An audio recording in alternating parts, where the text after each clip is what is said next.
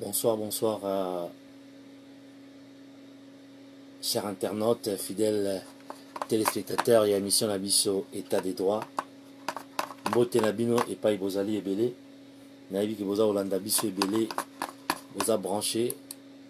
Benga Baninga, informé Baninga, Toka Bolama Mayele. Tolobela Mboka. Tolobela Mboka. Tolobela Mboka. Tolobela vraiment Mboka. Tolobela Mboka na biso. Mboka na biso moto eza kopela. Mboka na biso boyebi depuis élection esalama mboka na biso ekota mwa bulu yeka. Bulu yeke kutu plutôt naloba bulu yeka. Bulu yeke. Ngale koma okima biso ovanda mingi na bapoto yo. Oui, merci bandeko boza branché. Bokabola, tokabola na bino mayele. Bokoma tokotanga bino. Ngawa bino Johnson Keto na émission na biso État des droits. Ezali émission oyo ezali ko kabola mayele, ezali ko sala ba analyse. Boyebi biso tozalaka bato ya bato te, tozalaka na ngambo moko te. Oh naza moto ya parti songolo, moto ya candidat mpakala te. Biso za bata mboka, tolingi mboka na biso ekende liboso, tolingi mboka na biso ezwa bonsomi nango ya ndenge ya solo, tolingi mboka na biso essor économique esalama, tolingi mboka na biso peuple lango alia malamu asepela atangisa bana azwa mosala akende l'hôpitalo oyo tobengaka na lopoto émergence ya état des droits. Na yango ezali likambo kokamwa te soki tozali kolandela toujours politique na biso. Nayebi ke bino bato kolanda biso ntango mosusu yo ozolanda ngai ozali moto ya parti songolo, ozali moto ya parti mpakala. Menga nazali moto oyo ya media, libota nangi za media tozalaka wana mpona kopesaka ba sans voix, kopesa bango voix, bato bazangi lolaka, kopesa bango lolaka. Mais tosalaka ba analyse tosalaka ezali mpona kosunga mboka, ezali vraiment mpona kosunga mboka. Nayebi ke boza branché, bozali kolanda biso, bo partager ba lien et kosala biso bien. Atako tozali na moi retard moke ya kobanda émission na biso tokozwa siko bizaleli ya kosalelaka bino émission chaque pokwa boye tomeka koteste bamatos na biso Kalaté Top Africa TV ekobanda mingi bozalaka pe branché na chaîne na biso oyo ya YouTube na kombo ya Top Africa TV Johnson Keto. Top Africa TV Johnson Keto, logo na yango ezali ya rouge, bozala branché. Bandeko, élection na mboka na biso esalamaki. Tomonaki ndenge esalamaki, tozalaki na 2 camps, 3 camps plutôt. Camp moko ya Lamuka, groupement mo babengaki Lamuka composé de Martin Fayulu, Bemba, Mozito, Fredi Matungulu, Moïse Katumbi, bango banso bazalaki na camp ya Lamuka. Normalement Félix Tshisekedi pe azalaki kuna, mais na tango makambo esimbi te alobi barule ye alongwaki kuna akendaki kosala groupement na ye mosusu na lobi bazalaki kuna Félix Tshisekedi na Genève plutôt, ye azalaki na Lamuka te mais na Genève bazalaki kuna na Vital Kamerhe balongwe kuna bayokanaki te bakei kosala ya bango cash. Na camp mosusu ezalaki camp ya FCC oyo ezali regroupement ya bato oyo babandaki kodiriger ya PPRD na baparti mosusu oyo basangisaki mayele balobi bango ifo baconserver pouvoir na bango. Élection esalamaki, tomoni ndenge elekaki na camp ya FCC, candidat na bango aperdaki. Etikalaki na 2 candidats oyo bazalaki na vent en poupe pendant campagne, ezalaki Félix Tshisekedi na Martin Fayulu. Na ba candidat mibale wana yo ndeko za kolandanga élection, nous le savons, ezali ba plein oyo basalaka na tango ya campagne te, mais toyebi ke ba candidat wana bazalaki na vent en poupe. Moi je me disais ça serait l'un ou l'autre. So eza Félix te ezala Fayulu. So eza Fayulu te et ozala Félix. Mais niet nulle part n'a pas qui chance na candidat à FCC. Parce que tout le monde qui va résultat au candidat à FCC à Salaki dans le déplacement comment il a été hué, ba wololié, ba zoboyaye partout dans ko kende. Merci Béni Barcelone, merci Ndengoza Hollanda aux émissions politiques. Yo na yebitan bino bo pese la wana ezala matata mingi Julien Losambe. Merci beaucoup partager ba lien to kabolamo mayele. Et au sala que résultat bimi et pesi boulou yeke Félix Tshisekedi abimi président. Na ngambo ya lamuka ba boyi résultat wana ba lobi résultat neza truqué, il y a eu tricherie. Félix Tshisekedi a coopéré na Kabila ou Kabila a coopéré a pesi poste na Félix Tshisekedi a pesi beaucoup na Félix Tshisekedi pour ammonier maillon faible à couvrir à protéger. Ma procédure salami cour constitutionnelle nangamba lamuka Martin Fayulu abongisi ba dossier ke inango kuna ba lobi dossier na eza irrécevable et les kindenge les kaki bomonaki bref tu es au matin niveau que Félix Tshisekedi a prêté serment comme président de la République. Mais lamuka bazoko réclamait toujours avec en tête Martin Fayulu Madidi comme leader. Il y a la Moukabazoko réclamé jusqu'à l'heure où je vous parle la vérité des urnes. Pour la Bango Bato Baganyaki, résultat avant Baïbaki Bangango. Baïbaki Bangango, na Cour constitutionnelle, Baïbaki Bangango, na Joseph Kabila Nenga Sali Alliance, na Félix Tshisekedi. Pour la Mouka. Alors, côté, il y a UDPS. Na UNC ou basala qui cache groupement wana balobi boko mesana boko boko nja Félix pour biso de bato ganyaki biso de ba pesi et keiti mosika Félix Tshisekedi asali alliance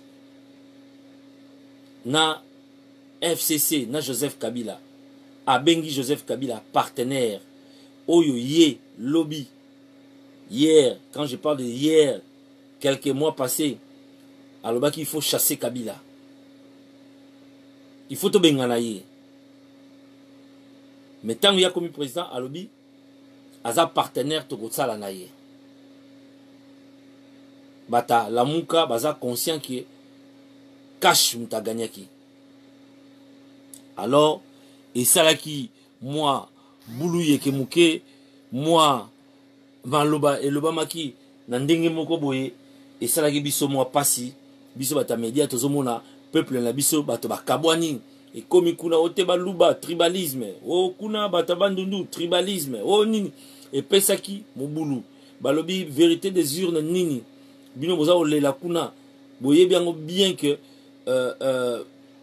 Félix Tshisekedi a bel et bien remporté les élections.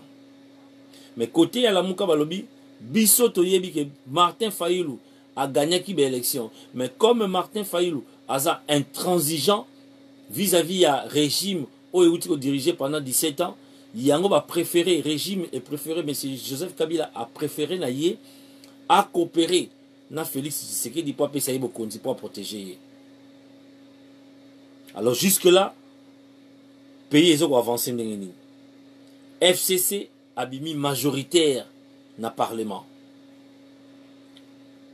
Parlement ici ka oyo ba bato ba bengi ba parlementaire ba approuver ba loi oyo et salami loi sur salami na Sénat ba approuver yango loi et s'appliquer mokili tambela bon organigramme constitution na biso ezali composé na organe comme président de la République, tout ça Sénat, et pas les sénateurs bazala, tout ça Parlement, et pas les parlementaires bazala, Parlement provincial, gouvernorat, tout kititi na commune, localité, collectivité, Nemboka et dirigeant bongo. Alors pour diriger Mboka bien, il faut yo président de la République, aux alana bateau, Yamakasi, na bisika wana nyonso totangi ozala na bato makasi na parlement, ozala na bato makasi na sénat, ozala na bato na collectivité, ozala na bato na députation provinciale, ozala na ba députés provinciaux, ozala na ba gouverneur o bazali aki na vision na yo na cause ya oyo yo zali ko défendre. So ozala nango te ekomaka mwa kokoso. Mokile ningani Martin Fayulu akomi ko sala tournée ya mboka pona ko réclamer ba vérité des urnes, pona ko expliquer peuple que ba yibi bino victoire na bino d'après ba organe nyonso oyo ya presse ya mokili et le baki que Martin Fayulu était vainqueur avec 61% et bamso avec 62%. 5 ans et le baki bongo. Mais en réalité, Félix Tshisekedi est président de la République. Il dirige la République. Il a prêté serment. C'est lui qui représente le pays partout où il va. Dans le forum international, RDC Azala présente, RDC, la République démocratique du Congo, RDC Azala présente, c'est Félix Tshisekedi qui représente le pays. Donc, en réalité, Félix Tshisekedi est le président de la République. Mais pour qu'il dirige, pour que son pouvoir et un pouvoir mon réel, et un pouvoir oyo, et kokwe samibeko, il faudrait que Azala na majorité na parlement, Azala na ba sénateur, Azala na ba députés provinciaux. Mais qu'est-ce qui s'est passé na parlement? La élection Oezaki couplée, élection présidentielle, la élection il y a députation, FCC dont l'autorité morale n'est autre que le président sortant Joseph Kabila, FCC a raflé ba siège nyonso, a zui ba député koleka ba groupement nyonso. Or, pour que Premier ministre Abima et Zosenga, majorité parlementaire, Babimisa Premier ministre. Les gens commencent à spéculer dans, à dissoudre le Parlement. Azan a pouvoir à dissoudre le Parlement. Oui, Azan a pouvoir à dissoudre le Parlement. Mais Parlement pour la dissoudre un président de la République. Dans l'article 148, il y a Constitution.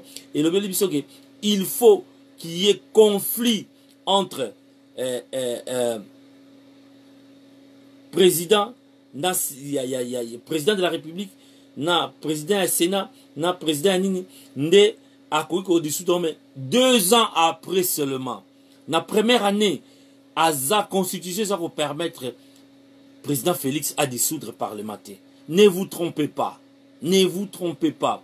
En dehors 2 ans, Parlement a dissoudre en côté. Et crise en il faut créer en pour que Azwa impérium y a dissoudre Parlement. Article 148 de la Constitution. Alors bandeko. Na li toza okende. Et comme Nicolas qui s'en dirait que Kabila est parti mais Kabila n'est pas parti. Car certaines décisions traînent encore. Bravo au président Félix. N'a pas de décision misusu malgré nonobstant absence il y a gouvernement azomeka kozwa ba décision moko ya mike kuna non na bimisi ba prisonnier na ko bimisa ba prisonnier. Oui, effectivité nango tomoni yango Franck Diongo abimi na ba prisonnier mosusu firmé yanga abimi toza kozela vraiment tobeteli président Félix Maboko na décision wana tozo zela siko Diomi Ndongala na ba prisonnier mususu à part ba Diomi Ndongala il y a tant d'autres prisonniers au mususu ba kanga bango na régime sortant lelo bazo au mona laté ba kenda wapi baza wapi ba Edika Pence tokolobaté pour la gourou de la secte ne Mwanansemi akenda wapi toyebite. Merci Zingo. Merci Nandenge Boza Olanda Biso. Beau commenter. Bolanda, émission Nabino, état des droits, émission Oyo. Merci Nono Masolo, Lise. Merci vraiment Lizzie. Merci. Merci Bolanda, émission Nabino, Nono Masolo. Et c'est émission Nabino. Toba nos alarabo, chaque pourquoi. To vandi, tozo meka mon matos, Oyo Torobimela na Top Africa TV, Kalate Studio, Kalate Tozo meka, Kaka moi muke, malembe, Toye Basoki, ba micro, ba nini, ezali ko fonctionner ndenge nini. Merci. Zingo Nangai, Leki Yamoto. Merci Nande Boza Olanda Biso Banso. Émission Zayabino. Émission Zayabino. To comme le niveau Oyo, politique est comme Iboulou Yeke. UDPS, Balobaki na Bata Cash, j'ai dit INC, dirigé par Kamere.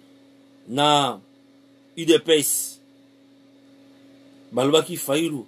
Akolela akozala bongo pour ba vérité azurne oyo azoluka ekotikala kosala mate. Martin Fayulu m'a dit abadi ba démarche azali kotambola partout.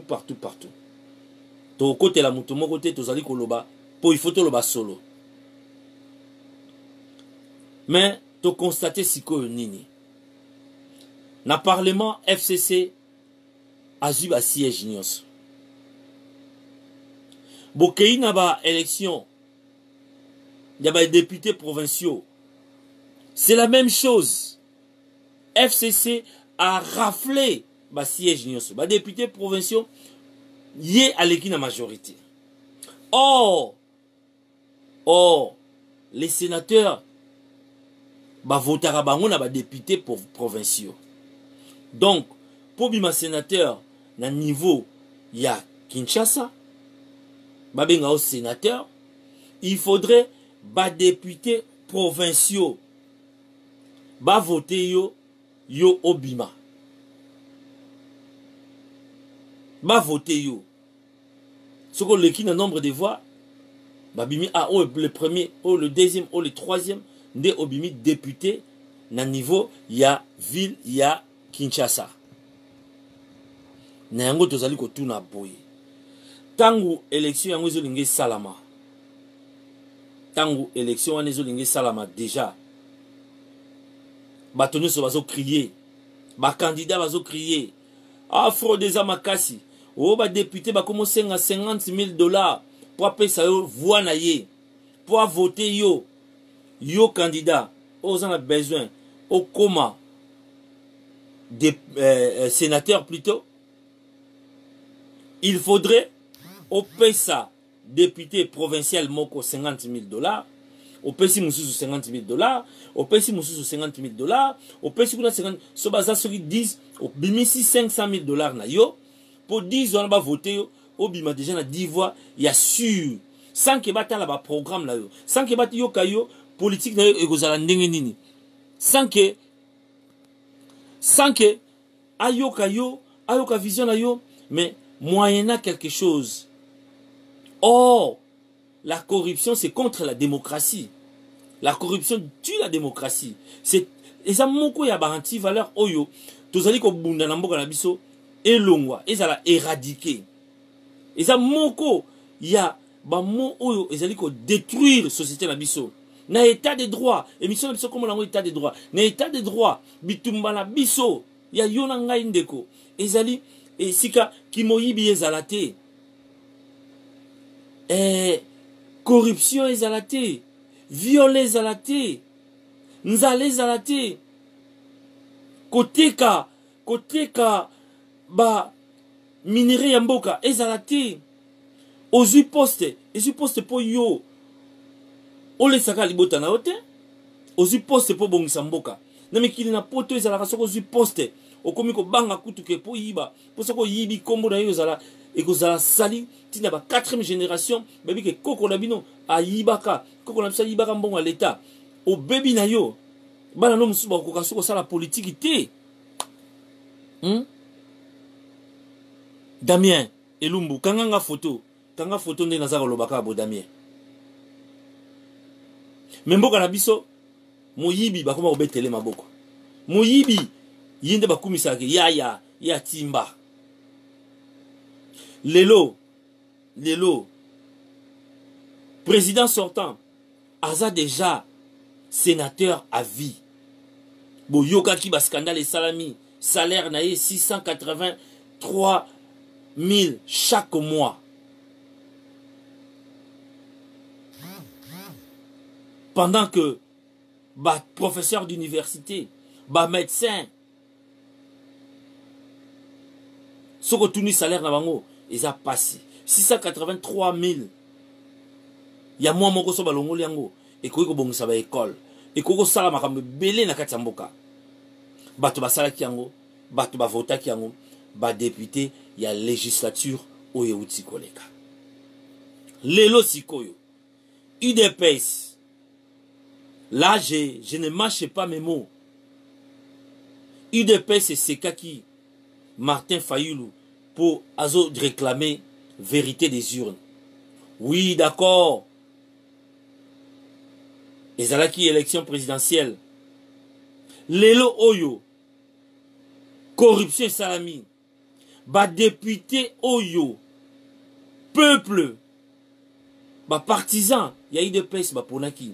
Ba député provinciaux, ba keyi na élection sénatoriale pour ba voter ba sénateur, au lieu ba voter ba sénateur na bango, ba voter ba candidat oyo ba pesaki bango mbongo.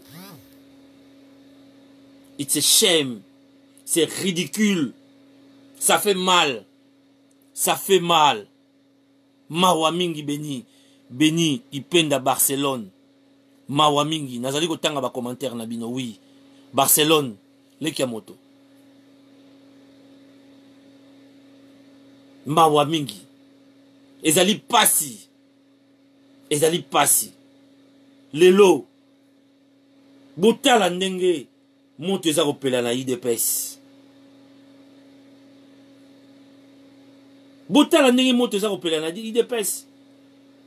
Ba partisan UDPS. Vous comprenez maintenant que Martin Fayoulou pas signé Yokaki. Tant à ce qu'on réclamait. Nalobite Kazan a raison. Ne me prenez pas au mot. Mais Boyoka pas signé. Oh ya mon qui yé. Alobi ah n'a gagné. N'a ba yibinga élection. Mais ba pesango pa ya Félix Tshisekedi. Wana Martin Fayoulou. Na watala muka. Ba Yokaki pas si. Mais nanga mosusu IDPS ba sekaki bango. Tokoloba makambo ndenge ezali. Nazala ba ndeko na IDPS, nazala ba ndeko na Lamuka, nazala ba ndeko na parti tout, nga nazali mokonzi ya Top Africa Magazine, Johnson Keto, le garant de la nation, au-dessus de la mêlée likola ba conflit. Il faut toloba ka vérité. Pour mboka na biso lelo za okufa bato balingi baloba vérité te. Bata Lamuka ba yoka ipe passe.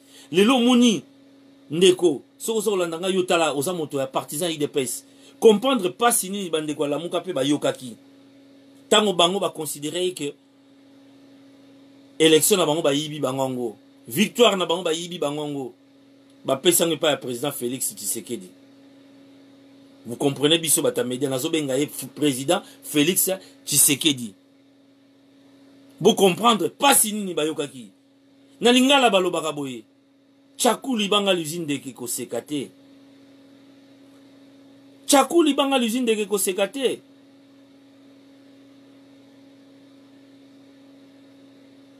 Baba mine de Gelibanga Koi. Chakwa Sekaye. Kia. Ah, joli banga Koi. Oh, joli banga. Mazobo sanageye pasala ma papu. Apumbaka. Yepe mukolo msusu. Bako kaku na ye. Lance-pierre,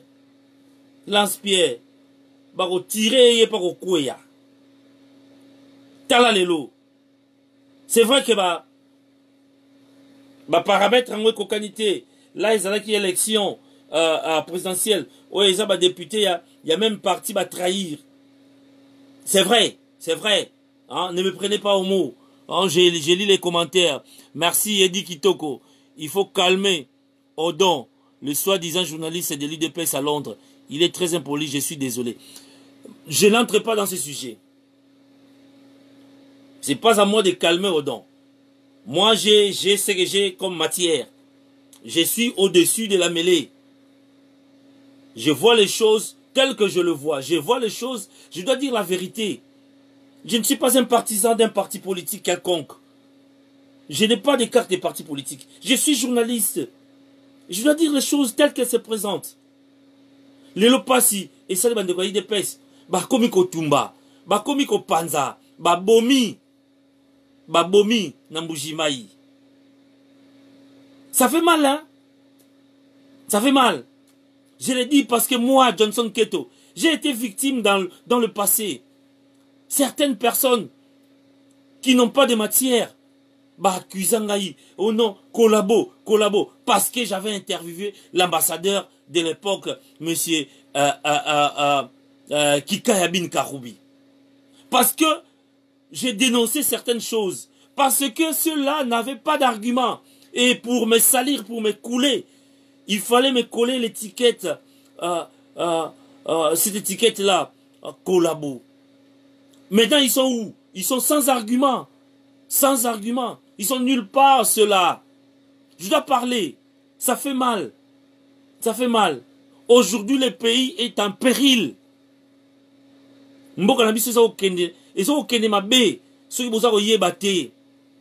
Laissez-moi vous dire. Dans le Parlement, majorité, FCC. Députés provinciaux, majorité, FCC.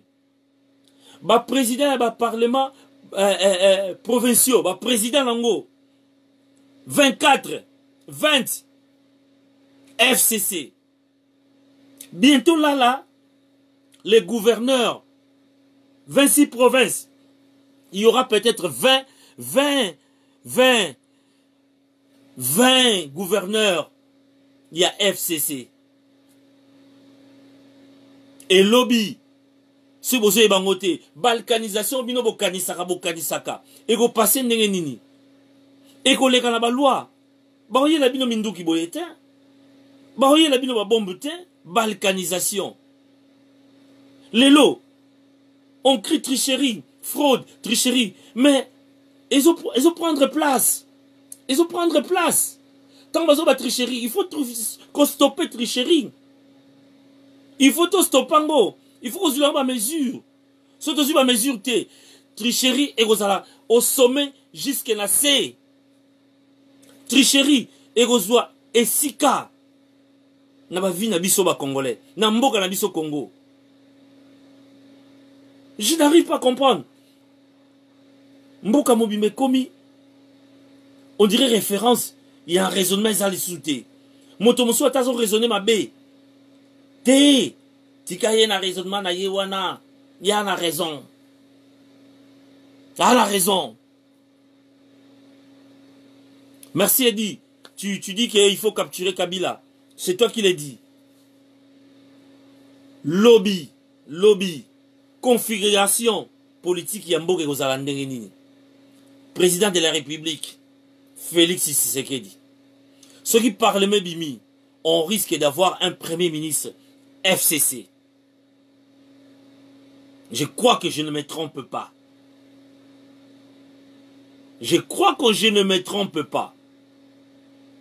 Parlement national, majorité FCC. Sénat, majorité FCC. Les députés provinciaux, majorité FCC. Les gouverneurs, demain, la majorité, presque tous les gouverneurs seront du FCC. À ne pas oublier que Zoé Kabila est en train de postuler pour être la gouverneure. Il y a Tanganyika. Tanganyika qui est pour l'instant la plus riche région de la République. La région qui produit de l'uranium, du coltan, du gaz méthane. Vous connaissez l'histoire. C'est pas à moi de vous révéler, de vous envoyer au tableau de Mendeleev.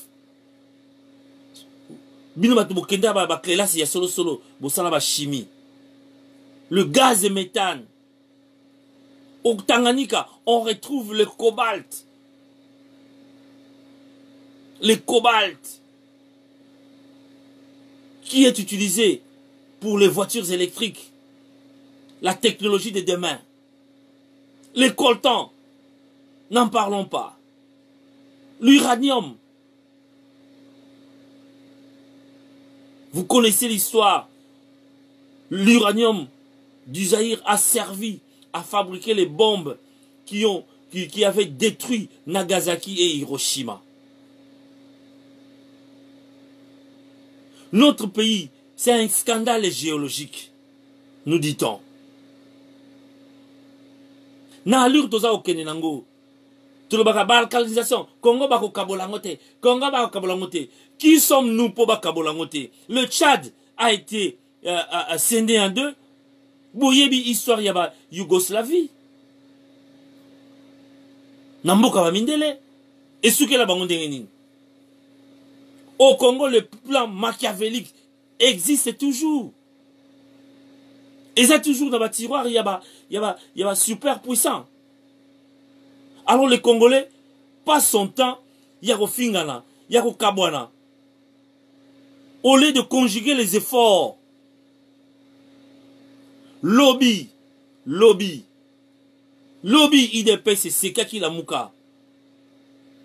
Mais t'as la passe sali pour députer Kaka, dans le niveau de la députation. Dans le niveau de la députation. Et ça, les boulou yeke. Bon, c'est ça qui est dans le niveau de présidence. Dans le niveau de députation, déjà, Moutoumoro a Koufi. Dans le niveau de députation, soldat Koufi. Bandako et Tumbami. UDPS, président Félix. Le partisan de l'UDPS. Ne croyez pas que je suis contre l'UDPS. Nous sommes là pour veiller. Moi, je suis là pour veiller. Ce que ça à Londres, au Yebi quand même Johnson Keto, Nini à Sala pour la IDPS. Ce que ça à Londres, ce que ça a initié, il y a IDPS. Au Yeba, ce qui monsieur Oyazolo Banabino, à Sala Nini pour la IDPS. Je ne viens pas ici pour me vanter. Mais il y a eu quand même ma petite contribution à l'IDPS. Aujourd'hui, à l'allure où Makamozo Kende, bon, risquer le lobby. Hein, ne m'appelez pas prophète, car je suis le pasteur sans Bible. Toko risquer le lobby, to moni kaboun du pasali ya IDPS na ye. Hein? Boutalanga na miso. Na meli maïté, na mela mai mouke po bolo bate kwa melaki masanga, na mela mai.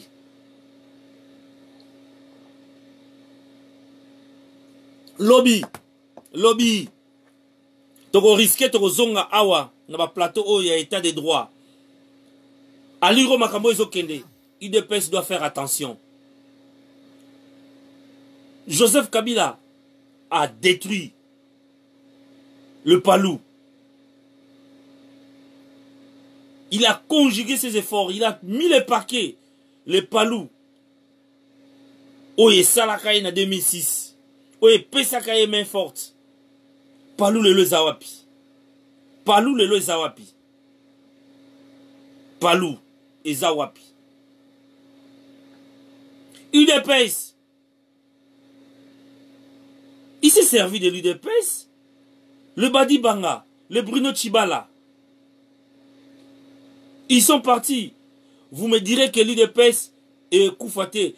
Personne ne souhaite que l'UDPS est Koufa. Personne. C'est un parti qui doit exister. Mais le parti peut être fragilisé. Le parti peut être fragilisé. Oh, na période de Kibasa, na période de Birindwa, na période de Nan. Là, c'était les sphinx de l'imité. Hein. Félix Tshisekedi n'a pas le même gabarit que le vieux Etienne Tshisekedi. Hein. Ouvrez les yeux, bofongo la miso, bana UDPS, bofongo la miso.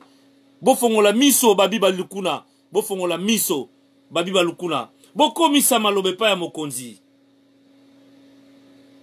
Boko misa maloba. Ouvrez les yeux. Les kaboundes que vous voyez là. Demain, vous me donnerez raison. Il va concocter un plan machiavélique contre l'UDPS. Je le sens. Moi, je le sens.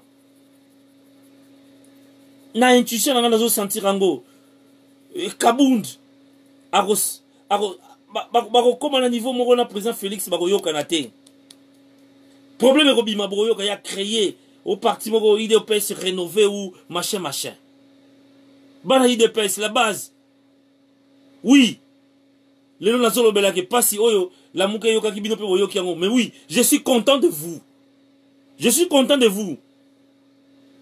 mais il faudrait pas seulement se limiter na ba député na bino ndenge bozolo ba déjà wana ke ekendeti na kingaka bon mema yango bon mema président Félix faites attention le pays est en péril le plan machiavélique existe toujours et dans la tiroir. C'est le moment où jamais, président Félix, là je parle avec beaucoup d'humilité. Il faudrait que yo, na frère na yo Fayulu, c'est le moment de prendre ses courages,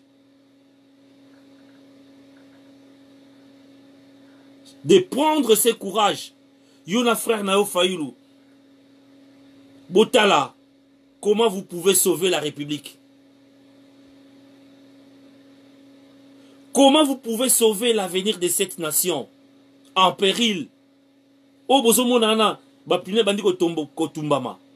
Et s'il arrivait dans le mouvement où il est sa zui, base zui, et que, bon, na côté à Martin Fayulu m'a dit pas bon, biso peut te kopeli ça. Mote kopela ndenge nini. Bo pe sanga réponse. Babi Balukuna, le frangin. Mote kopela ndenge nini. Mboke kokende wapi. À qui profitera la situation? Lelo. Partout sur les Kaïsa FCC. Président Félix. C'est vrai. Les gens disent que le président Félix a dirigé Naye. Mais l'article 148 ne prévoit pas une dissolution avant 2 ans. Avant 1 année. Non. Et encore qu'il faut qu'il y ait conflit.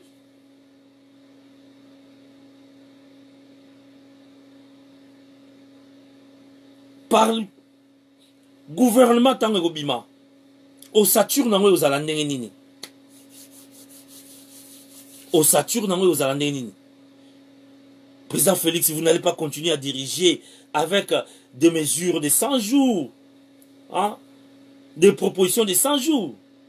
Il faudrait que votre pouvoir soit effectif. Il faudrait que vous ayez de l'impérium. Il faudrait prendre des mesures draconiennes afin que ce pays, la RD Congo, se relève. Afin que l'émergence de l'état des droits soit effective. Bala Congo, tout le monde la reçoit, UDPS, machin, Lamouka, Fayulu, et Félix. C'est le moment. Je vous préviens.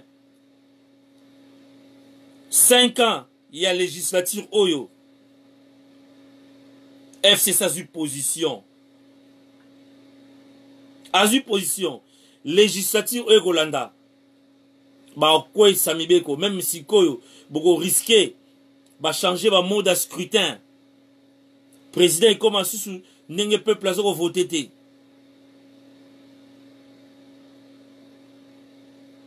Pendant que l'opposition dormait, pendant que l'opposition s'est contentée dans la biloga Pampamba, le FCC s'organisait.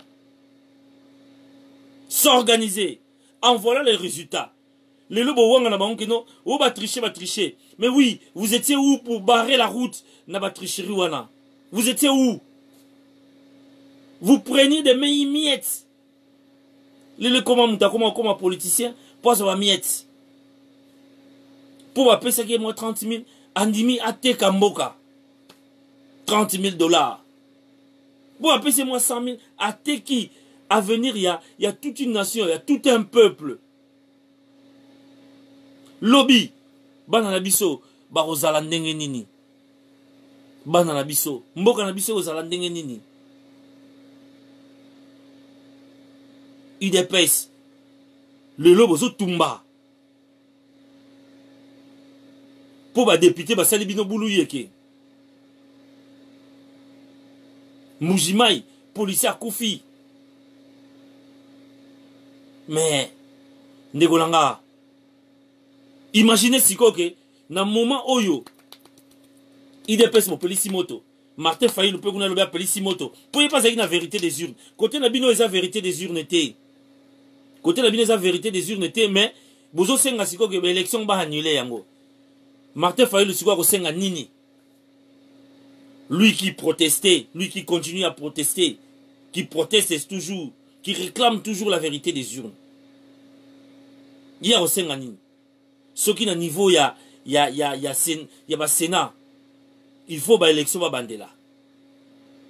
Alors, Bandela, une élection, nous sommes Bandela, comme ça, nous sommes Congolais, et comme la Kimia. Naba o bazo réclamer, naba o baza na pouvoir, naba oyo, baza na ngambu, il y a bateau baza ki liboso, bateau nyonso baza à l'aise, comme ça, FCC, toqué le niveau à présidence, Félix Abimi président, Martin Fayulu a réclamé, vérité des urnes, FCC, andimi ango, andimi résultat wana. Toqué le niveau ce que la Sénat, Martin Fayulu qui ne dit mot comme ça, il prend acte. Côté FCC, Bandimiango, côté IDPS, Motepeli. Démocratie. Lelo, Montozana Mokonzi, na moto ya Mokonzi, président Félix Tshisekedi, Massa César Obetamate, pour la kanga, ba oyo bazo sala ba acte wana, ba oyo bazo sala ba acte vandalisme wana, ba kangi bangote. C'est la démocratie. Ils réclament leurs droits. Alors, celui côté ya la mouka pe balobi, ba banda ko tumba, ba réclamer ba droit na bango. Mboke ko pela. Mboke pela. Mboke epela. Na yango l'esprit à rotala mosika, l'esprit à sauver République. Tosengi président Félix user la sagesse moroboy. Président Félix user la sagesse moko. Yohan Dekonof Martin Fayulu. C'est le moment où jamais. Nabi ke bande ko bozola nanga misusu bako boudé.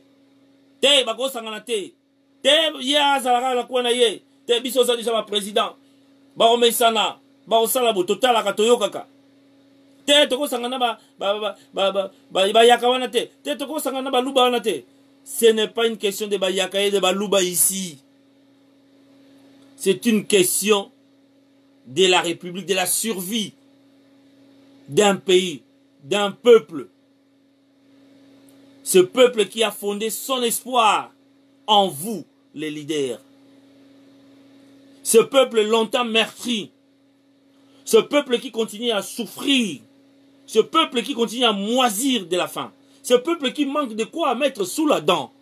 Ce peuple-là. Boukani Sabango. Les lobos Koma Bino.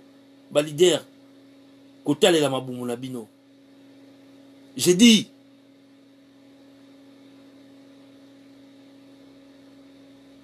bana IDPS, tala nini bino bosali, tala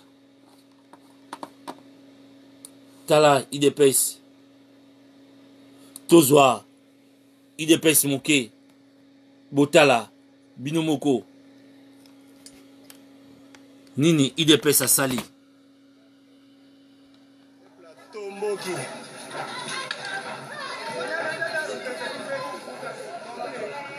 Botala. Peuple to moki to poni ba député ba sakani abiso.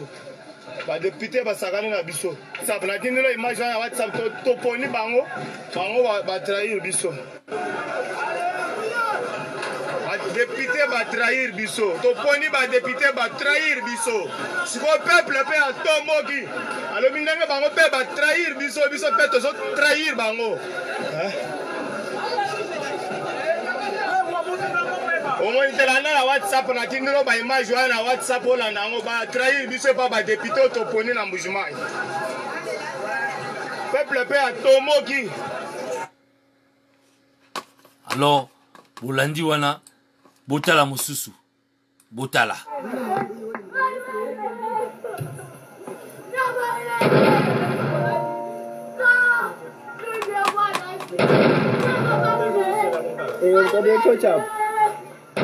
Le 8 mars, Journée internationale de la femme.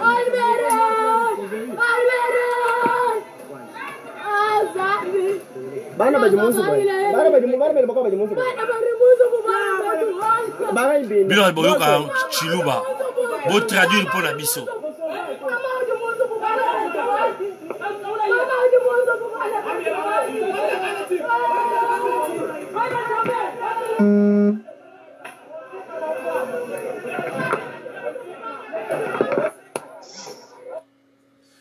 Alors, bino boyoka chiluba bo traduire pour la biso.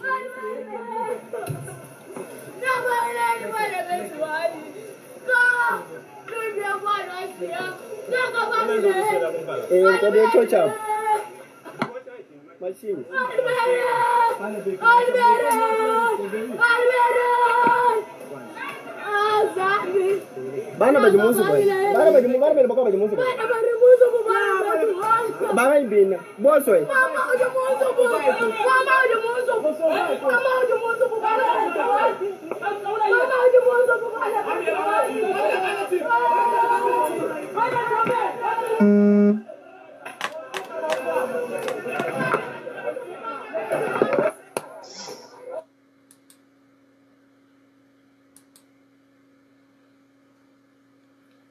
Alors, vous comprendre, niveau makambo ekomi. Botala niveau makambo ekomi. Tozoka kuna bino bato yoka ka chiluba. Albert, toyebi te soki Albert batumbi bana na kati ya ndaku toyebi te. Vous comprendre siko kanda niveau peuple akomo tomboka peuple a voté ki bino ba député bokende kuna bo voter ba sénateur ya parti mais bo lembongo corruption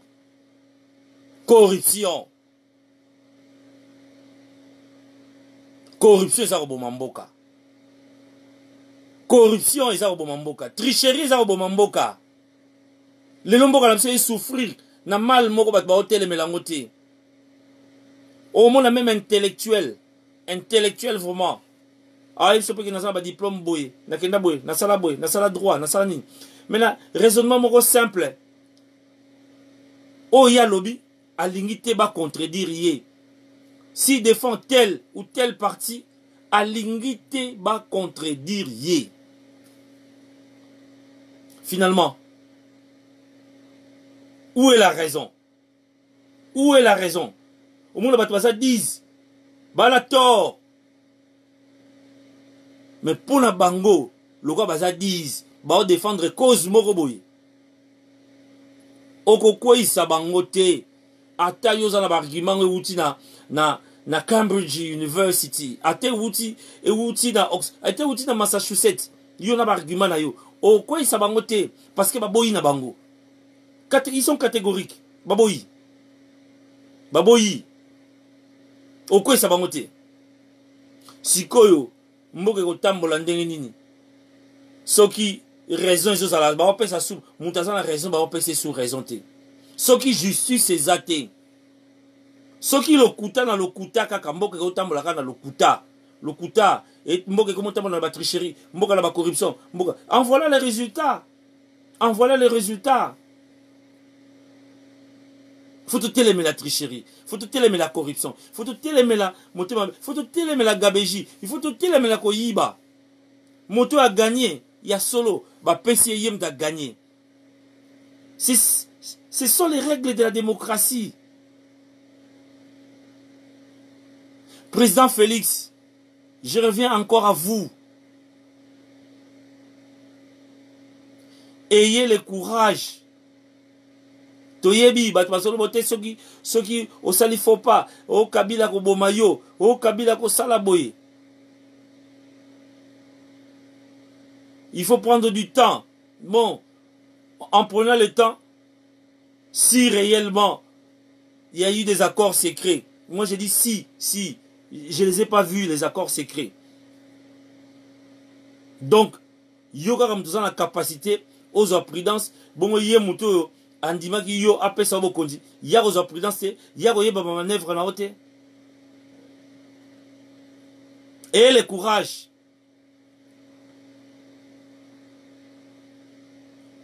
D'associer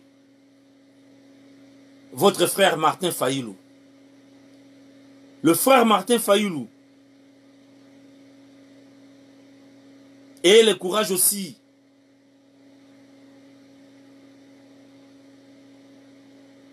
d'exiger ce qu'il faut exiger pour que vous sauviez la République. Pour que mboka na biso lobby et kabwanate. Parce que bino ba dirigeant, bozala ba responsable, il y a malheur ko comme la Congo lobby. Bozala responsable. Lelo, bozala ba dirigeant. Mais na CC, ce sont les dirigeants qui s'enrichissent. Ce sont les leaders qui s'enrichissent. Non, tama ina munokote. Oui, vous me direz que ce sont les leaders qui s'enrichissent parce que Bango Batouakessa va dire non, mais tant que il n'y a pas un peuple avec la démagogie, Koko Sabango que tu salabo et pour Nabino, Bosala Angote. Alors, les leaders, vous à la claire na peuple, vous apprendre les somokoboye, base yaï de PCP siwana, Bokeba, les leaders. Je tire la sonnette d'alarme. Attention, attention à ces peuples. Le peuple n'est pas mou. Le peuple n'est pas amorphe. Le peuple, ce peuple que vous voyez, le peuple congolais. Bon, là, ce peuple a Pelissimoto. Vous comprenez, ce peuple a Mindukite. Pelissimoto, le pays est devenu ingouvernable. Ingouvernable. Alors il faut faire attention. Merci, mon frère Akiba Boutila depuis les États-Unis. Merci, Pamela Loadi et Kochi. Alors, il faut faire attention. Il faut faire attention à ces peuples. Bomoni ba image. IDPS, lobby à Sekaki, la Mouka. Mais Lelo et Kweli Bango. Tchakou Libanga l'usine de Geko Sekate. Ba député provincial na bango bandimi bazo la corruption ba digérer yango mabe parce que c'est leur parti, ils ont droit à digérer yango mabe, ils ont droit, c'est leur droit ba digérer yango mabe. Mais bomoni pasi ni nesala na motema ndenge moko ndeko yo Fayulu aza ko tambola yepe sala ki ye pasi. Tant pour ye, alors que ye a gagné l'élection. Mais bah yibi yango et ça là qui peut passer. Et ça là peut battre la muka on a passé. Nango na moment oyo ba o bazu passe ba o bazu coup. Na pe o bazu coup. Beaucoup me comprendre passe yango ça la randenge nini. La muka ba boma ki mutute. La muka ba tumba ki mutu ndakote. N'habite au na Chiluba na so bolandi so ki bazo boma ba bomi député so ba bomi famille il y a député na Mbujima j'en sais rien na yoga Chiluba te. Je vais trouver un interprète. Oaza Ndisu, Dieudonné Ndisu, les DJ. Ah DJ Nangai, Obunga Karaboui. Petit frère propre. Alors ba dirigeant Bokeba. Bokeba, l'heure est grave. Peuple Tola Moussamiso, tofongola miso. Nous risquons lobby. Lobby, c'est-à-dire dans 5 ans, pays na biso et comment processus à balkanisation banda. Nde bozo monaka wana ke aux majorité FCC, parlement FCC, députés provinciaux FCC, Sénat FCC. Vous trouvez ça comme si c'était de la blague. C'est pas de la blague, c'est de la pure politique. C'est de la pure politique. Lobby, lobby. Ba 26 provinces. Oboyoka ke kabona na. Oboyoka province moko sengi autonomie nango.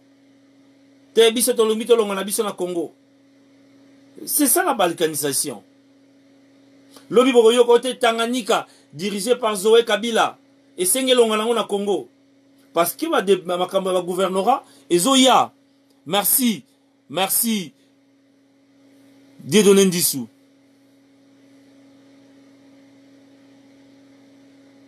Nani atie bango na liste ya IDPS to yebite. Bon, l'IDPS ba fongola miso. Na Jean-Marc Kabundu wana pe. Na nazoloba en tant que mutu ya kati pe. Nazoloba na bino. Nazolobaka. Lobby. Bogo yoka sango. Bat balinga rondima te. A lire oyo. Jean-Marc Kabundu paso kene la partie IDPS. Lobby bogo yoka yeka sali moi mouvement na ye. Moi, Wenge tourné na yepe bimiono, IDPS se rénové. Parce que comme ici, à niveau pe, azo va contact moussous. Kota FCCP ba otala, a commis pe na moi, impact à Zanango. Si on a corrompu les Bruno Chibala, si on a corrompu les Badibanga, pourquoi pas Kabundi? Pourquoi pas Kabundi? Alors, bana IDPS, bofongo la miso. Bofongo la miso. Il y a manigance quelque part.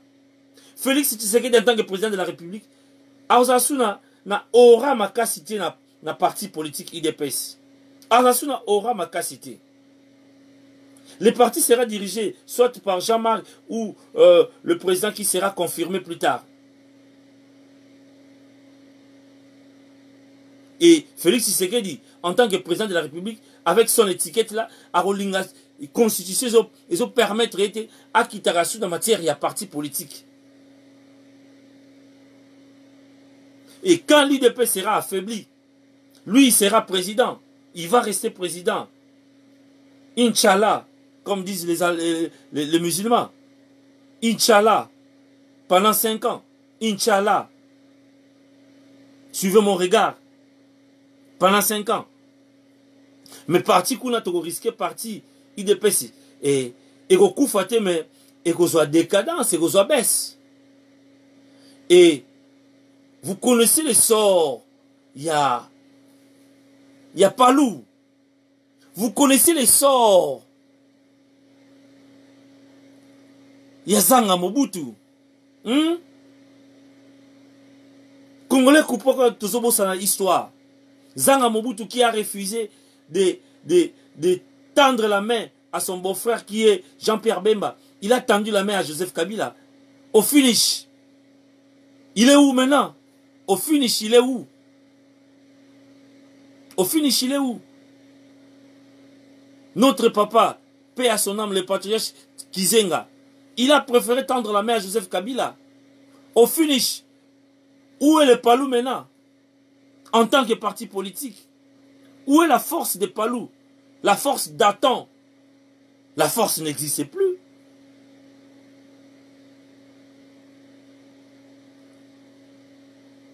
Tout les têtes qui ont coopéré avec Joseph Kabila, au finish, ils sont où? Ils sont où? Le base de Zolo Balelo Baokende na Gingakati. Baokende Gingakati. Mais n'oublions pas que le Banamoura, qui jadis faisait la protection de Joseph Kabila, où sont-ils maintenant? Quel rôle joue-t-il en catimini.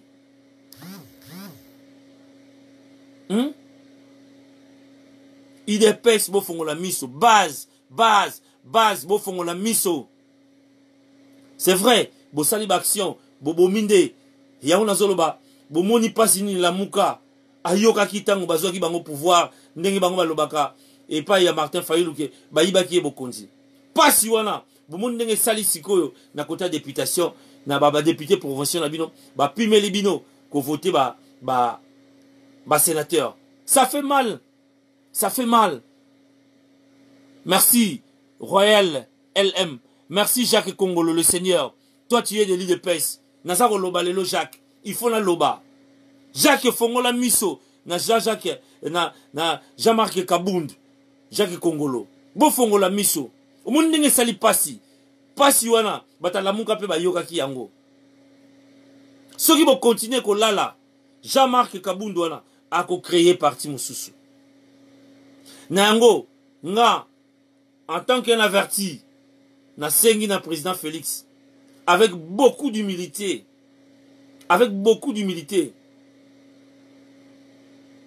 kolanda te po kaka nga na sana nga président,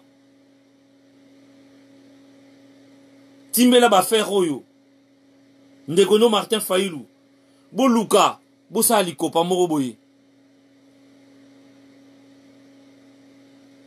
Bosa ya likopa moko boye. Ndeko lobi base basiliki po bazangi nyonso. Président Fachi bosa ya likopa moko boye. Na Martin Fayulu madidi. Nazo tanga rabino Jacques Kongolo. Base lobi toza na bango mayele. Oui, bona bango mayele. Mais oza sûr que Jacques élection na bandelango. Président Félix soka lobi ke ba bandela élection y a ba sénateur. C'est que l'élection à la présidence peut pas bandela. C'est que il y a des députés nationaux peut pas bandela. Et comme ça, 2 poids 2 mesures. Il faut bandela nyonso. Merci Royal LM Lisette Mayela. Merci Kingdom Vari. Alors président Félix, c'est un conseil gratuit. C'est un conseil gratuit. Peut-être que nous avons en Angleterre. En Angleterre, nous avons un bateau. Bateau lokola bashaki Kongolo ba ko témoigner. Moko ya bateau yo amema pe mo libanga na ye na kati ya IDPS. Tina na lobaka ngwezate. Moto yo bandeko mususu ba combattant ba kosola makambuko kolabo azalaka na Kabila. Nazaki na Kabila te me pona azaki koloba ba vérité. Pour la balade, mon musika. Pour me soucier, bazanga ka argument ya ko poussa na pembe nanga, il fallait me diaboliser. Maintenant que le terrain est clair, tout y a un argument. Tout ça la analyse. C'est le garant de la nation dessus de la mêlée. Nicolas ba conflit ba manga côté les Johnson Keto. Moko ja Top Africa Magazine. Moko ya bateau opé. Ceux qui te l'obito zonga na combat parmi bateau ya Yambo. Tango ngai naza ko représenter parti politique à Jacques Matana, naza ko tambola na Londres, naza ko kota ba bureau ya ba ambassade ba Iran, ko luka ndenge ni tozoma minduki to ko isa la voix d'Isaïe, to ko isa ba Suzakom. Ba susu baza ko bina bandombolo. Jacques Kongolo. Est-ce que na lobby mabe? IDPS UK ba yebi participation dans la parti politique wala. Ba yebi et que ça la passe il lobby parti politique voilà et Koufa to eza kokoso et que ça la passe ngaza fanatique ya fanatique té non ça banalise en tant qu'homme de médias en tant que Congolais qui veut le bonheur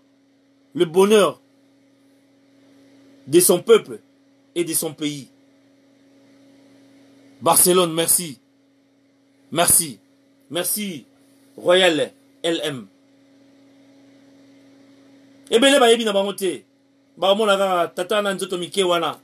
Tata nzoto mike me makambo ebele. Ebele. To sengi président Félix Ofongola miso. O kenena lirango boye wapi. Tisuka wapi. Nyonso bazobe tiso ba poto. Gouvernement Gobima. Ce que Bimi Siko, que Premier ministre, FCC.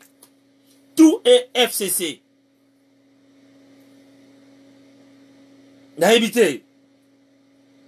Nous tous nous disons la Constitution. Hein. Tout ça va débat à balabalate de la rue. Nous va tomber sur beauté. À cause dissoudre le Parlement. L'article 148. Et le bongote. Et le bité na ina nega ko accord dissoudre le Parlement. Non, non. Il faut discuter avec l'argument. Il y a un la FCC a gagné. FCC a gagné. Parce que FCC, on dirait besoin maîtrise. Besoin moment il y a les mots à maîtriser constitution. Basala ba jurisprudence ezali. Basala ba tamayele. Basora temps. Baye ba mibeko ego lobani ni lobby. Si FCC gagne aujourd'hui les élections sénatoriales, parce qu'il va préparer un lobby, parce qu'il va y avoir un lobby, va corrompre. Jacques Congolo, vieux combattant, ya zalajou, biso to bandaki combat na Royaume-Uni, nandoule ya jibe, bandaki ko finga, biso lelo, pe ba komi koloba. Jacques Congolo, mon jeune frère, hein?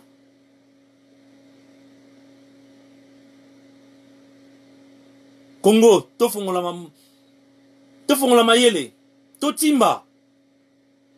FCC kangi partout. Dans 5 ans, Togo risqué, président de la République avant de voter sur un peuple T. Togo risqué. Constitution va changer yango. Mode à scrutin est changé. Mode à vote est changé. Et ça soutient que le président Mogo a postulé, le peuple bloqué pour voter, Kingani a gagné. Et aux alabongote, aux parlementaires, banani, bon, biso de sali vote na biso na niveau. Botango bango aux déjà majoritaire. Ceux qui votent Salami Lelo par exemple, il va voter président Oya après Félix. Mais il va voter bango na parlementaire, tout na sénateur. Boye bisangai, na buzobo yanga, ngai munakena na ngakela cité. Ngam na yebi na ngata ko komate. Mais nous avons dit que nous avons gagné. FCC ça a gagné. Tant que nous avons non, informateur, formateur, président Félix, a couru pour qu'il y ait majorité, soit qu'il y ait informateur, à solo la kuna. Na côté kuna FCC ba timeli maye lango, ba bengi, Kabila bengi bango autorité morale na banga bengi banga allez, boya ko signer. Mutuko tinabe, mutuko bougete. Bilo tout, Bogozala, Jacques Congolo, merci. Moutouti n'avait. Talaba mayele wana. Ce que mayele wana n'engeni une opposition à la rangote. Bon limbi sanga lelo vraiment net na fâché. Mayele wana opposition à la rangote. Moi j'avais dit à l'époque, tant que négociation bandio, oh 5 ans, ni nalbaki. Le gens qui signent avec Joseph Kabila, bazo kota na bateau oyo commandant de bord, komo nango Raïs, ako kitisa mutu na libongo oyo ya lingi, ako matisa mutu oyo ya lingi na libongo oyo ya lingi. Les gens ont cru que j'étais kabiliste. Je ne suis pas kabiliste. Je ne l'ai jamais été. D'ailleurs, bateau baza peme nanga ba yebi. Ceux qui allaient gena comme kabiliste. J'avais l'opportunité d'Yakoma Kabilis. Mais j'ai dit non. Je reste l'homme des médias que je suis. Le responsable de Top Africa Magazine, www.topafricamagazine.net. Je reste. Attends à souffrir nango, nakozanga mosolo, nakozanga nini. Mais nakozala o nazali avec dignité. Et nazanga gali pate. Torozanga peli pate. Nzambe pourvoit nos besoins. Notre Dieu pourvoit nos besoins. Je ne serai pas là pour être corrompu. Ah voilà. Ngwando Mamba Johnson. Ah. Kabound a joué le rôle d'informateur sans ordonnance. Et pourquoi? Et pourquoi? Voilà, il a commis circuit informel. Informel. Informel. La République ne peut pas être dirigée comme ça. Le DIRCAB qui se pointe partout. Je ne suis pas contre M. Kamere, mais il se pointe partout. Pourquoi? Pourquoi ça se passe ainsi? Pourquoi ça se passe ainsi? Le DIRCAB qui se pointe à l'aéroport d'Engil. Le DIRCAB qui réplique, le DIRCAB qui va à la RTNC. Le DIRCAB qui précède le président de la République au Rwanda. Le DIRCAB qui... Mais finalement, c'est quoi? C'est quoi?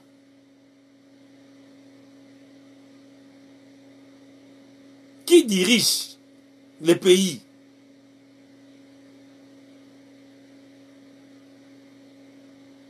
Et il y a un président effectif, Fachi, il y a un président élu, Martin Fayulu, et un autre virtuel, Joseph Kabila. Au Congo, nous avons 3 présidents. C'est un monsieur qui me faisait rire. Je récupère, c'est sa citation d'ailleurs. Mboka na biso etambola ndenge nini. Mboka bandeko tofongola miso tofongola miso. Yango yo. Makambo bozomona wana majorité FCC. Oh nini, ça s'est préparé depuis belle lurette. C'est préparé depuis belle lurette. Depuis longtemps. Ils ont préparé ça. Toujours sous tout le lelo bazo ça va plein. Mais l'émanation va plein na bango. Ba conséquence goya. Bokoyo kakaka. Ba province wana ekozwa ba autonomie. Tant bazo voter ba kabola province. La loi était là au Parlement. Les parlementaires de l'opposition ne faisaient rien du tout, ne faisaient que recevoir la corruption. Et tu es comme Mona, et comme divisé dans 26 provinces. Oh! 26 provinces sont là. Dans la province, nous sommes côté ça, battu dans la province là. Pourquoi mukolo autonomie goya oyoka peuple moko ya province moko boy comme on a entendu sud Kivu. Ba lobité biso to lingi na biso suko za na Congo te ensemble. To senga indépendance na biso. Egolekana na ba instance internationale, ba bi ati bango lokwa ba osenga autonomie na bango, pesa bango autonomie. Bo pesa bango indépendance na bango. C'est la balkanisation. Et ça ba processus pour te comme la balkanisation. Ouvrez les yeux, peuple congolais.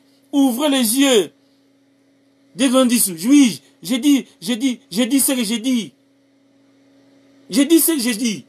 Moi, je ne suis pas ceux-là. Il y a presse, il y a pourquoi, awa. Je ne suis pas fanatique, moi. Je suis au-dessus. Il y a matériel. Je suis au-dessus.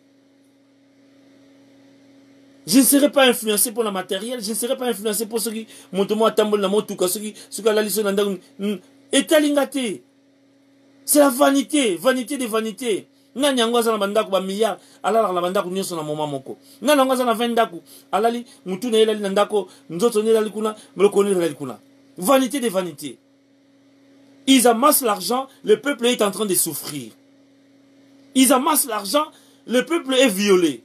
La femme est violée. Ils amassent l'argent, ils ne pensent qu'à eux-mêmes, à leur famille propre. Ils amassent l'argent,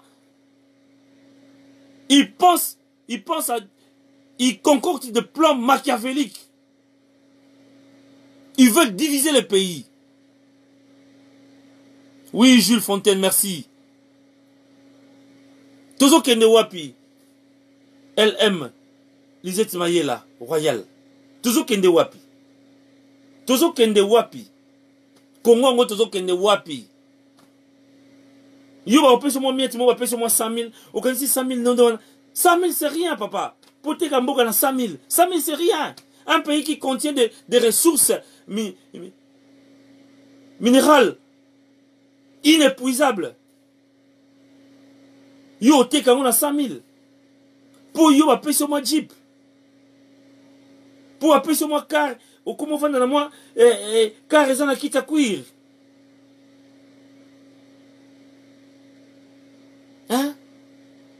ba politicien pour la ni boza osala biso boye pour la nini bozo sala biso boye pour la ni bino bozo sala peuple boye peuple na bino peuple azo pesa bino ba voix bo trahir bango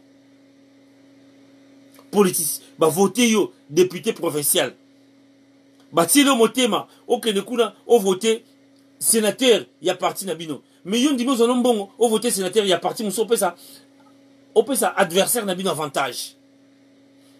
Quel genre de pays? Où est la conscience? Conscience est Zawapi, Bandeko. Conscience est Zawapi. Salim Adjouma, merci. Film Bandi Mabe, oui. Nandimi Yango Kingdom, Yani. Film Bandi Mabe. Conscience est Zawapi. Ndeko politicien, conscience est Zawapi. Vous trahissez à tout moment. Le problème c'est quoi? Parce que le peuple congolais est naïf. Nous, peuple, nous sommes naïfs. Mais attention avec ces peuples. Attention. Tout ça a mis en garde les politiciens. Attention.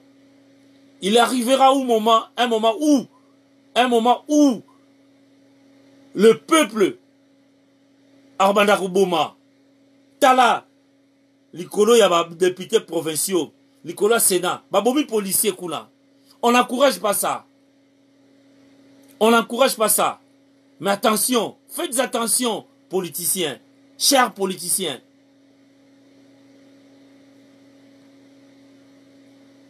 Le ventre affamé n'a point d'oreille.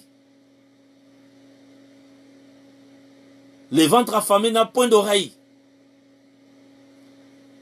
Si vous aviez eu la chance de devenir politicien, c'est pour servir le peuple, la nation.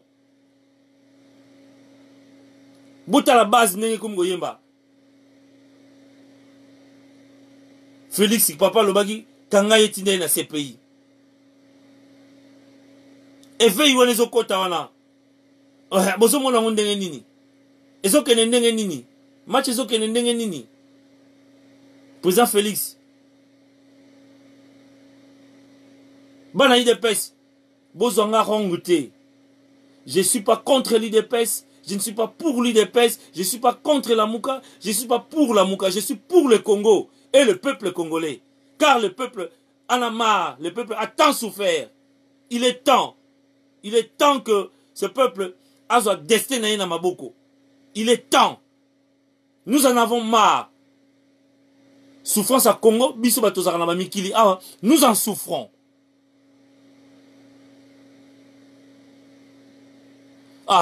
Kingdom, Yani Olobi, président Félix a la rêve à base.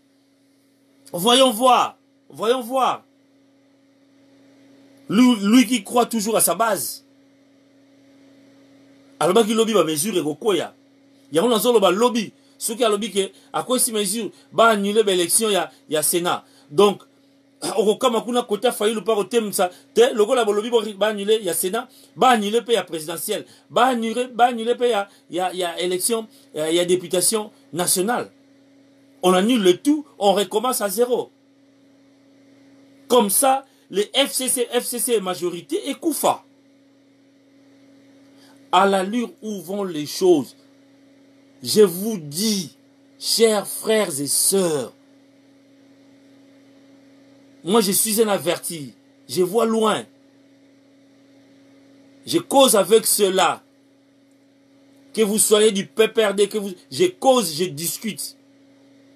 C'est un plan machiavélique. C'est un plan pour balkaniser les pays. Les majorités que vous voyez là, FCC dans le Parlement, majorité. Le président de l'Assemblée provinciale, FCC majorité. Les députés provinciaux, FCC majorité. Les sénateurs, FCC majorité. Et qui encore? Qui encore? Premier ministre, bon risqué, il y a FCC. Johnson Mwando Mamba. FCC plus cash égale accord Libiza égale deal. Égale deal. Mais deal yango ils ont l'avantage à nani. Deal yango ils ont l'avantage à nani. Avantage à peuple ou avantage à bateau bao diriger. C'est deal là. Le pays ne peut pas avancer comme ça. Un monsieur qui a tué hier. Un monsieur qui a tué hier. Le lot, il n'est pas poursuivi. La famille qui a perdu un de leurs à Olobanini, famille wane Olobanini. Bah mon monsieur mora bomela ba mon deko. A otambola na librement il va à ses occupations. Comme si à salé l'autre. Famille wane aux andengini. Bato musu ba Olobanini. A yekuta boma. Tant que le président Félix Ayaki a samba na yekutute, a continué à vivre normal. Oui, la réconciliation nationale, il y a le pardon. Mais quand il n'a pas eu ce processus d'Afrique du Sud, bah ça là qui commission, il y a réconciliation nationale, il y a pardon. Mouto ya bomaki, aya sengi pardon na libota oyo ba bomaki ndeko na bango. Libota na pe ba bomaki kuflendo, bandimi ba limbisi. Let's carry on. Mais yona biso to sengani pardon te. To sengani pardon te. Batu na likolo ka balobo bo senga na pardon. Mais yo yo senga na pardon te. Non limbiso koma. Non limbiso koma. Nga pena sa liberté pour pardon na PCOT. Le pardon est une force qui libère, nous dit la Bible. Un royal LM. Yebisanga verset wana. Le pardon est une force, est une puissance qui libère. Yo sengi nga pardon te. Nga pena libéré na ndimité. Pour yo sengi no ngate. Nga na sa liberté, yo pour sa liberté. Tout ça ko kangama toujours. Les gens qui ont volé, les gens qui ont violé, les gens qui ont tué. Même si il y a eu deal entre FCC et Cash. Mais faisons quand même un semblant de tribunal. Hein? Faisons semblant. Tout ça, mon tribunal, mon que bon, yo, bafundaka yo bomaka na kamuna sampu. Yo, obomaka Rossi Chimanga. Yo, obetaka nanyo Masasi. Yo, obetaka batu fimbu. Tala oyo wana obeta fimbu. Yo, botola batu lopango. Lopango wana ezandengeni. Toke la justice. To sing a new generation. Yes, I'm right. I'm absolutely. Absolutely. I agree with you. New generation of leaders. All those leaders they are corrupt. They are corrupt. They are thinking about themselves. Corruption everywhere. Everywhere you go. Leaders are corrupt. Congo is a rich country. So many mineral resources, but people are suffering. The people are poor. People are living $1 per day. They are living on $1 per day. While the country got every single mineral. Diamond, copper, zinc, uranium, cotton, cobalt. We got everything. But the money is going to those corrupt leaders. They are corrupt. They are thinking about themselves.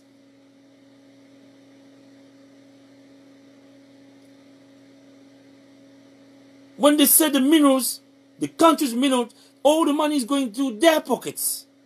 Into their pockets. What kind of leaders are they? What kind of leaders?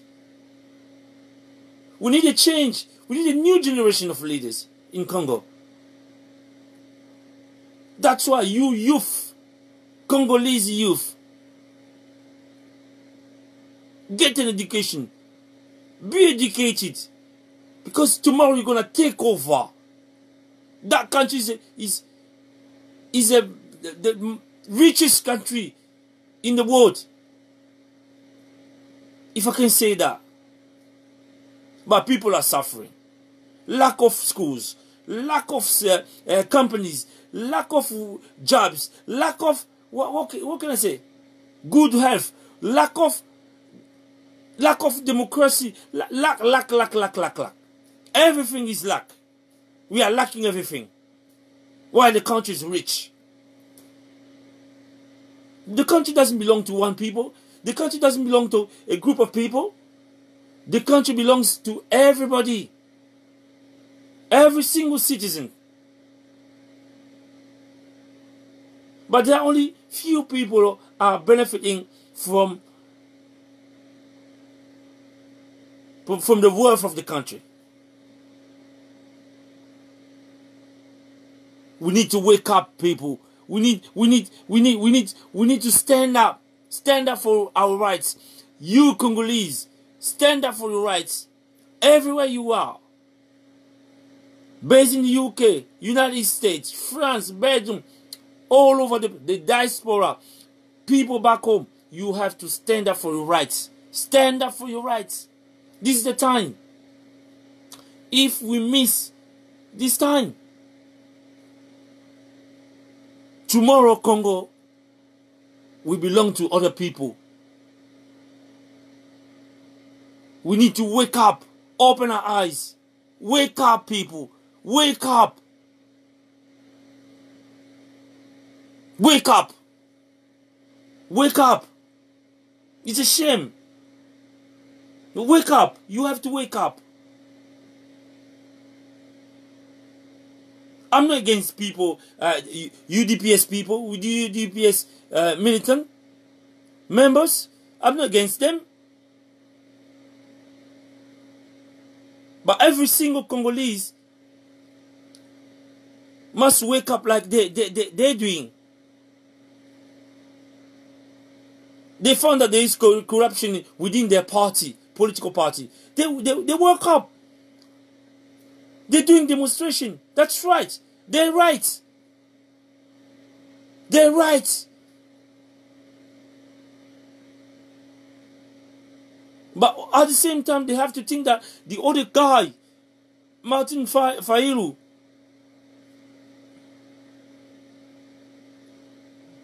is claiming his victory as well.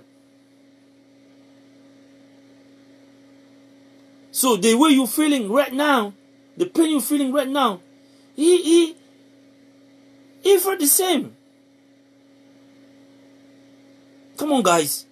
Come on, guys. Let's stand up for your rights. Fight for your rights.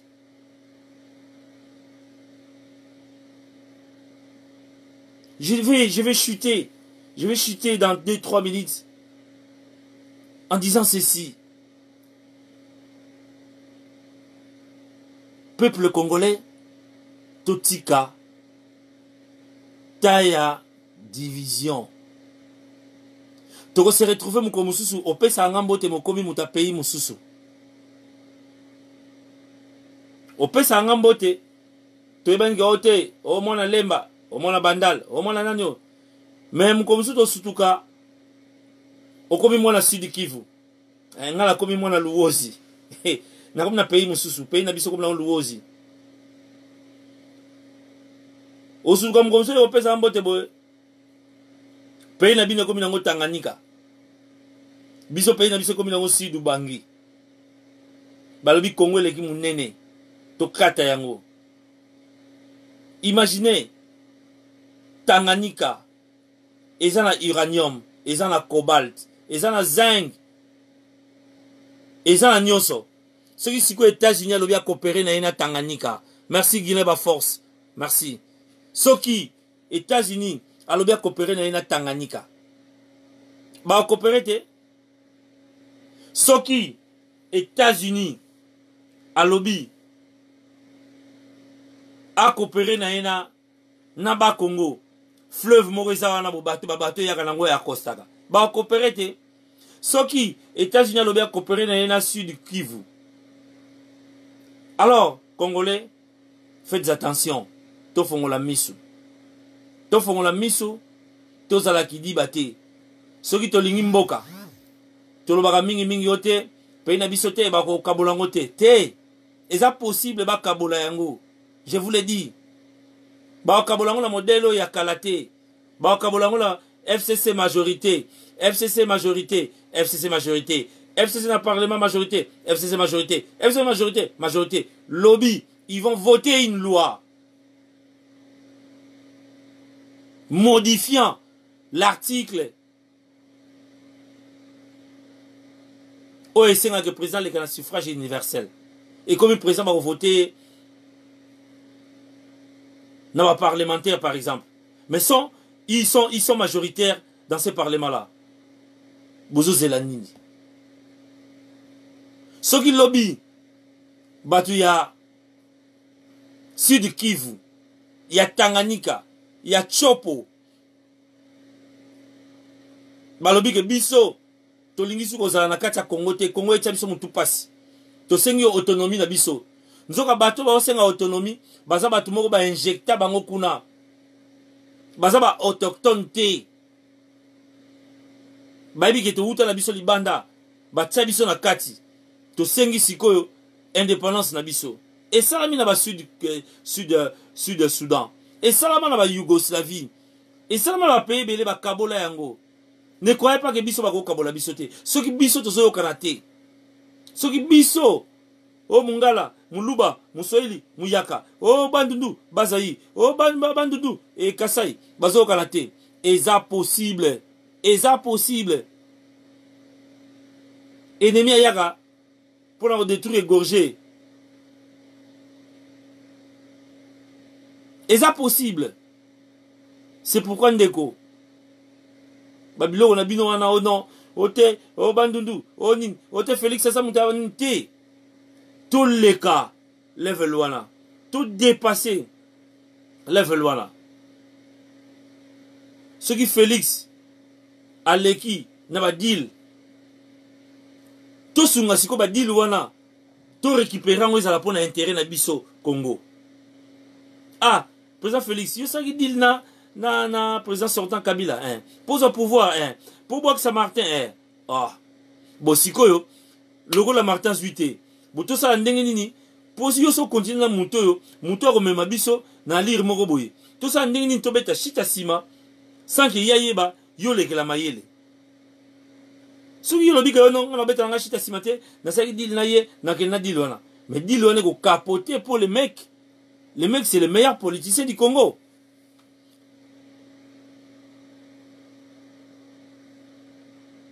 Ah, Monsieur Johnson Lobinini, artiste de 170, il se prépare pour un dossier faux diplôme, falsification et usage de faux. Voyons voir, voyons voir.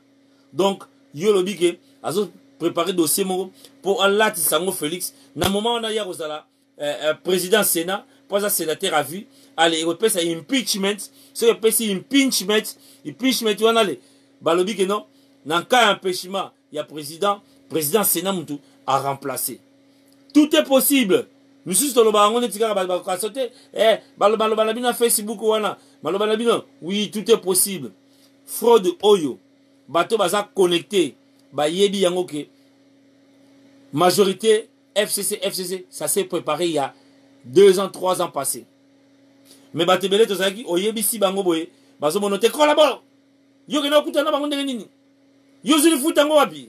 Mais il y a quand même des avertis, il y a quand même des gens qui font des analyses correctes et sans parti pris. Il y a quand même des gens qui sont là, qui sont de la presse, au bazar, au milieu du village comme nous autres, qui écoutons à gauche et à droite.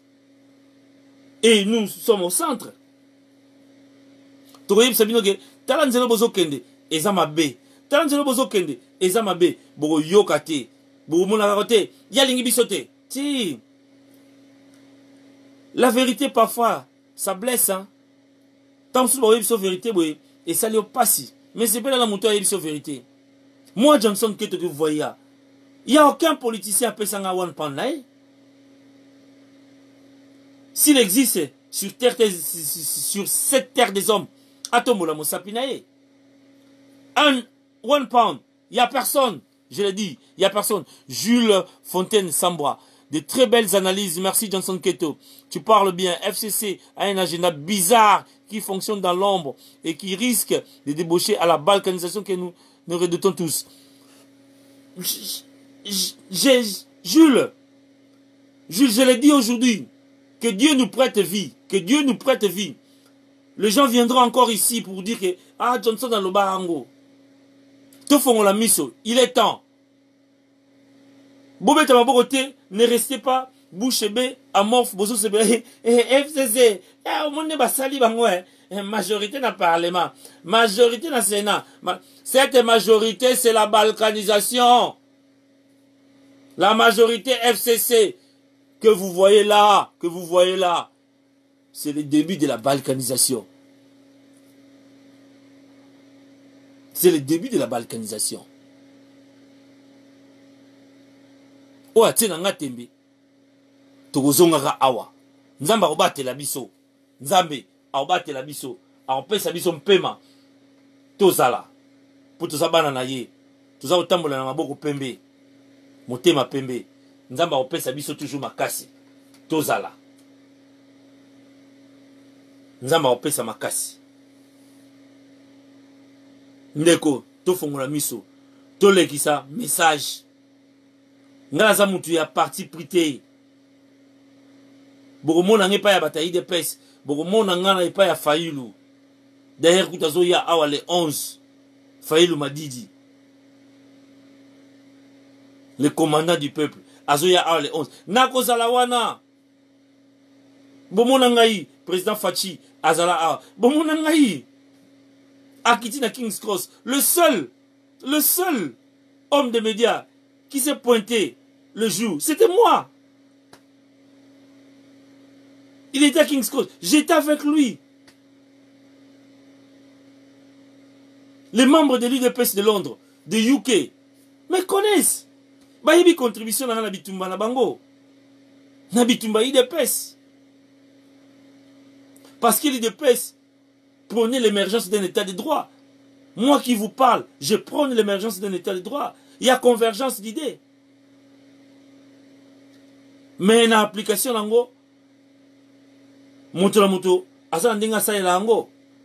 Moussou le babo, émergence d'un état de droit. Je vais prendre d'abord la corruption. Quand je deviendrai fort, et après je vais appliquer l'émergence. Je vais appliquer quelques tactiques techniques pour que je mette ma vision en vigueur.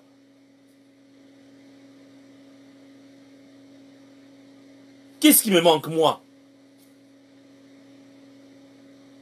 Tous à la peine à bateau, bazalara, badirijaka.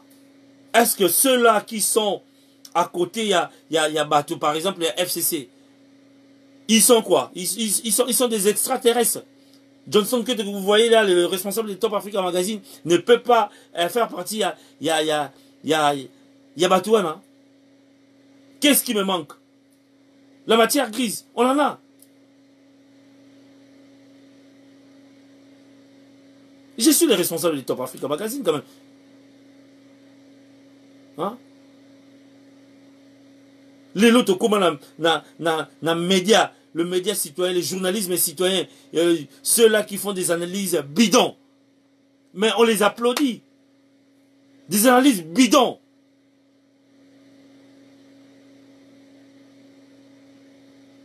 Momo na bangolande peuple la lingi. Bangolande bazolanda na YouTube. Derrière beau s'abonner et belé. La chaîne Nabiso YouTube na combo ya Top Africa TV Johnson Keto. Et ça logo ya rouge, logo ane yebani mokili mobimba. John Top Africa pour mutu moko kopi biso, a osala biso mo zunguluke. Top Africa TV Johnson Keto. Boke kuna bo s'abonner. Chaque pourquoi ngana j'ai pris la décision. J'ai les matos pour un studio, mais pour l'instant, j'opère encore chez moi. Pour que j'ai la possibilité à chaque pourquoi nakabola ranabino pendant 1 heure du temps ba actualité na ndenge za okende na ngolo loba boy merci na bino banso bolandi biso merci Merci vraiment. Ventus Mbala. Merci Royal Lisette Mayela. LM. La couleur c'est jaune. Merci. Tu as dit bravo Keto. Keto reste toujours Keto. Keto ne changera pas. Keto défendra toujours les couleurs. Les au pluriel du pays.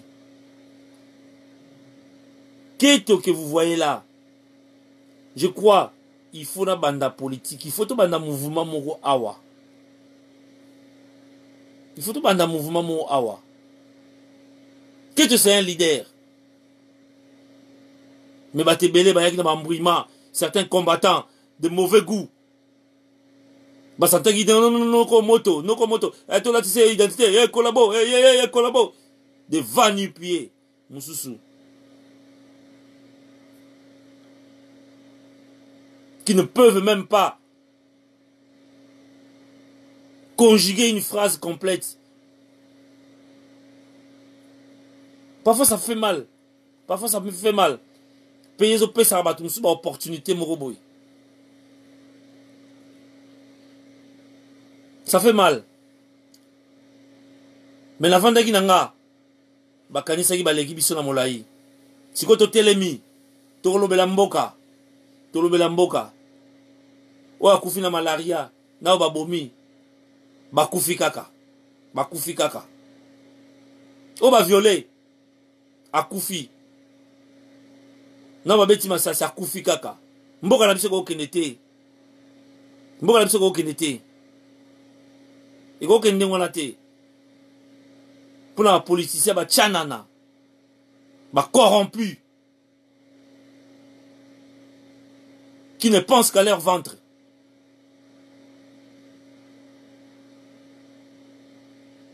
Come on. Attends combien de milliards? Ola la banda kuboni. Attends tongi banda ku 1000. Ola la ngoi na journée moko, na butu moko. Ola la butu moko te.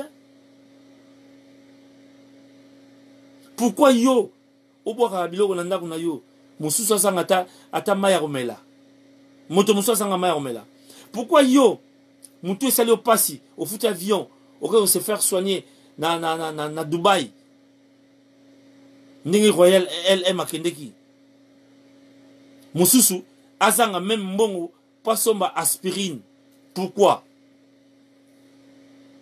cette inégalité inégalité wana pourquoi biso nyoso tozaba bikela mo ya nzambe biso nyoso tokoleka pourquoi inégalité wana pourquoi yo diriger olingo tika te basusu pe ba diriger pourquoi ba milliard boke nango wapi. Qui croyait qu'un jour avion à Mobutu ba okatango comme un mitraille? Qui croyait? Nanandimaki. Mobutu CCC Kokukungo de Wazabanga. Moto à Bomaka Léopard. Ndeng ba yebisa biso na âge à 8 ans. Enfin nanda ko bobaso bisabino ke non. Ndingo fandi boy so botongi Mobutu akoyeba, akoyoka. Qui croyait? Bofandi bomoni na mapata na journal. Azobima na mapata.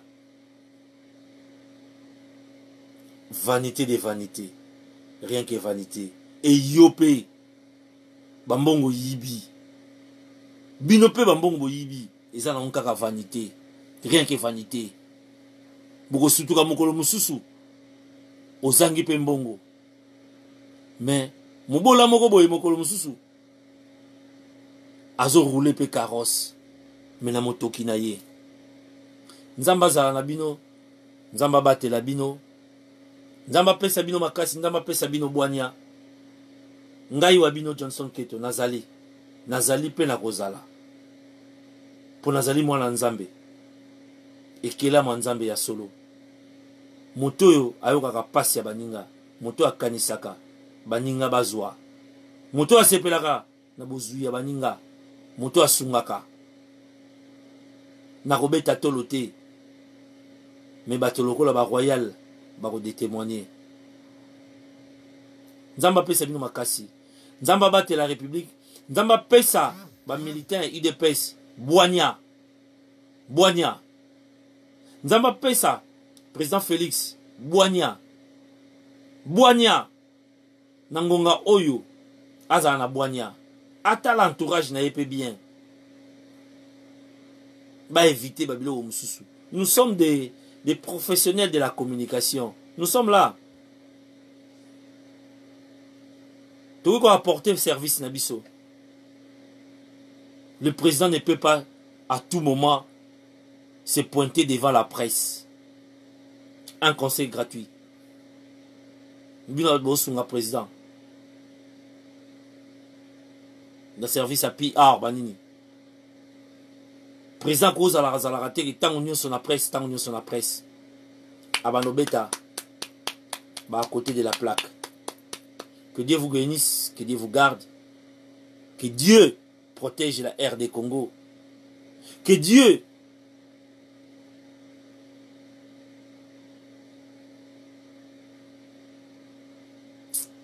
Nzamba batela biso. Tout le monde a ni lobby na mpokwa. Bolandaka mingi. Bo s'abonner mingi.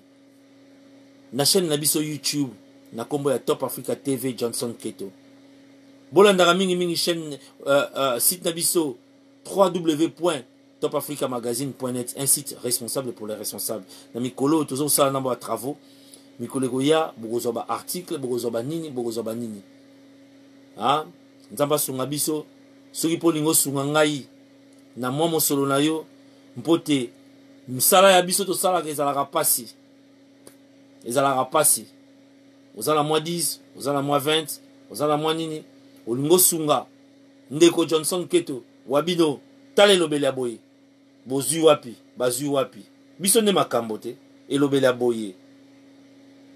boye mwana mobali akomeka mwa français moke akomeka mwa lingala moke mwa anglais moke mwa nini moke bozwi wapi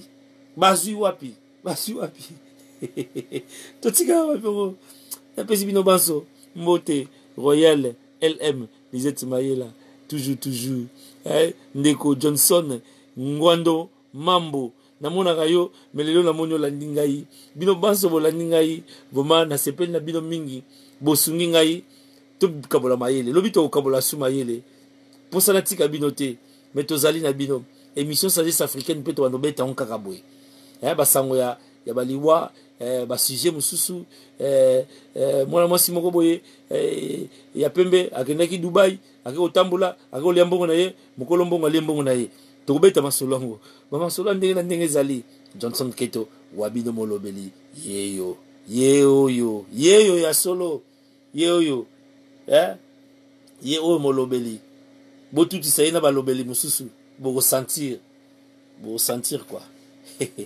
Ben ciao allez, je vous love, ciao LM, merci beaucoup, allez, à demain.